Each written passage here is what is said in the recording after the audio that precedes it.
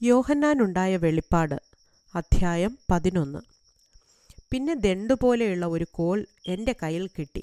കൽപ്പന ലഭിച്ചത്: നീ എഴുന്നേറ്റ് ദൈവത്തിൻ്റെ ആലയത്തെയും യാഗപീഠത്തെയും അതിൽ നമസ്കരിക്കുന്നവരെയും അളക്കുക.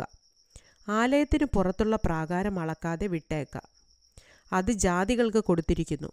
അവർ വിശുദ്ധ നഗരത്തെ 42 മാസം ചവിട്ടും. അന്ന് ഞാൻ എൻ്റെ 2 സാക്ഷികൾക്കും വരം നൽകും. അവർ രട്ടു ഉടുത്തും കൊണ്ട് 1260 ദിവസം പ്രവചിക്കും.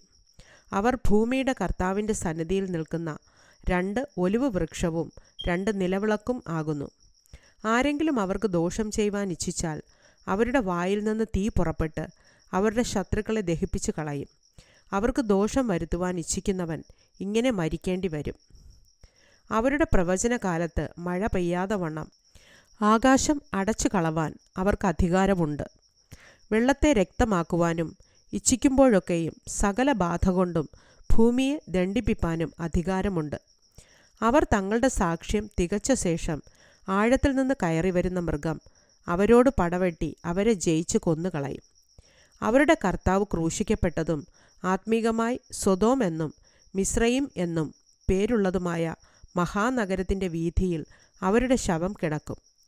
സകല വംശക്കാരും ഗോത്രക്കാരും ഭാഷക്കാരും ജാതിക്കാരും അവരുടെ ശവം 3.5 ദിവസം കാണും. അവരുടെ ശവം കല്ലറയിൽ വയ്പാൻ സമ്മതിക്കയില്ല.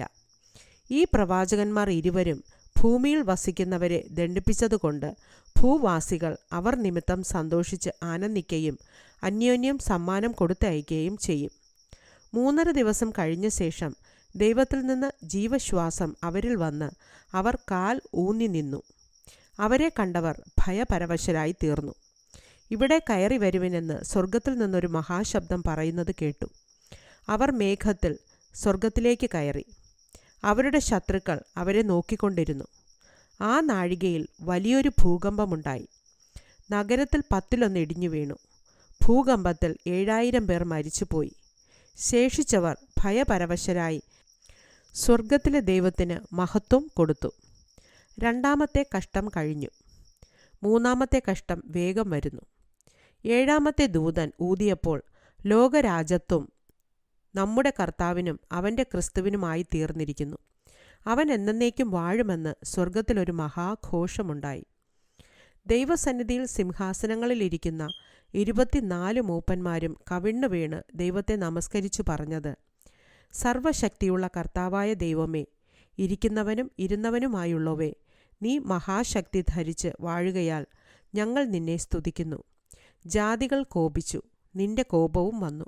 മരിച്ചവരെ ന്യായം വിധിപ്പാനും നിന്റെ ദാസന്മാരായ പ്രവാചകന്മാർക്കും വിശുദ്ധന്മാർക്കും ചെറിയവരും വലിയവരുമായി നിന്റെ ഭക്തന്മാർക്കും പ്രതിഫലം കൊടുപ്പാനും ഭൂമിയെ നശിപ്പിക്കുന്നവരെ നശിപ്പിപ്പാനും ഉള്ള കാലവും വന്നു.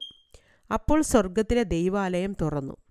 അവൻ്റെ നിയമപെട്ടകം അവൻ്റെ ആലയത്തിൽ പ്രത്യക്ഷമായി. മിന്നലും നാദവും ഇടിമുഴക്കവും ഭൂകമ്പവും വലിയ കന്മഴയും ഉണ്ടായി.